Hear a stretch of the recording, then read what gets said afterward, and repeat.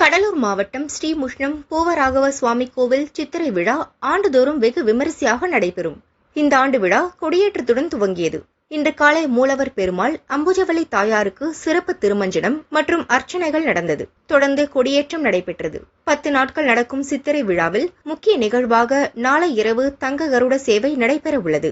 April 21ஆம் தேதி காலை தேர் திருவிழாவும், 23ஆம் தேதி மதியம் மட்டையடி உற்சவமும், இரவு நித்திய புஷ்கரணி திருக்குளத்தில் தெப்பல் உற்சவமும் நடைபெற உள்ளது.